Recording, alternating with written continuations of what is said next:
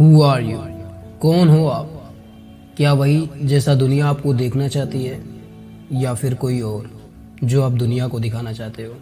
क्या आपने कभी खुद से पूछा है कि मैं कौन हूँ? लोग आपको कैसे जानते हैं?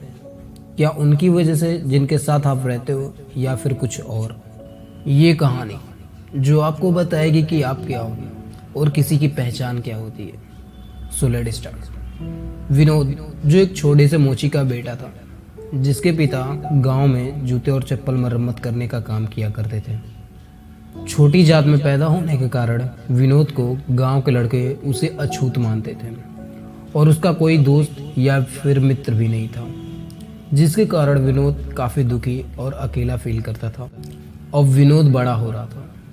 उसके पिता की उम्र समय के साथ साथ ढल रही थी और उसकी जिम्मेदारियों का पहाड़ बड़ा हो रहा था।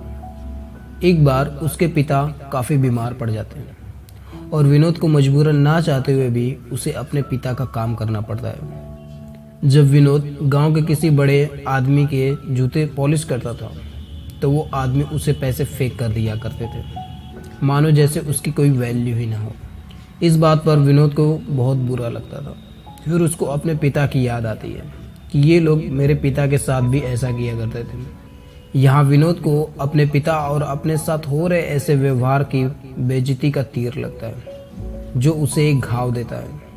जिसके बाद विनोद काफ़ी कुछ सीख लेता है और इस बात पर उसको बहुत गुस्सा आता है। गांव में एक बड़ा सेठ था, जिसका बेटा शहर से लौट के आया था। एक दिन उस सेठ का बेटा विनोद के यहाँ जाता है और उसको कहता है, ये लो मेरे जूते पॉलिश कर दो।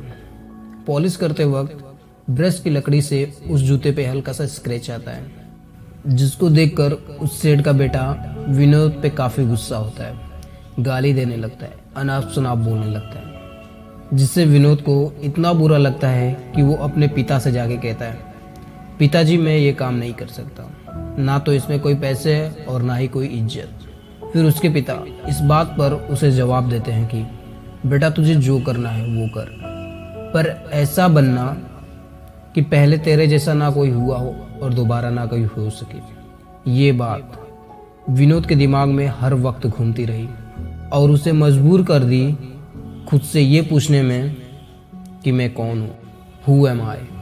क्या एक नॉर्मल सा मोची, या फिर एक ऐसा मोची जिसके जैसा कोई हो ही नहीं सकता।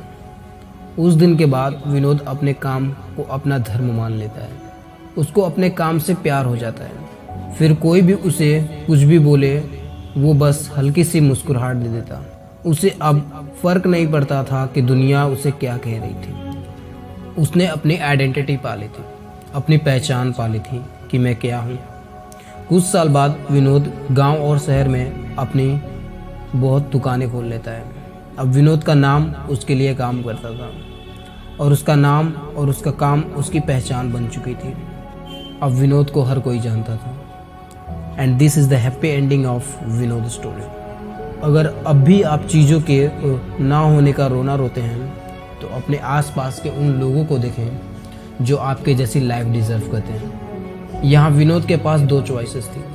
चॉइस नंबर 1, एक तो ये कि वो अपने किस्मत का रोना रोए और हालात से हार माने, या फिर दूसरी चॉइस, वो अपने हालात से लड़े और दुनिया को दिखाए कि वो क्या है, अपनी आइडेंटिटी पाए, क्योंकि वो लड़ाई क्या जो बिना लड़े हार मान ली जाए। अब बस एक चीज़, हु आर यू?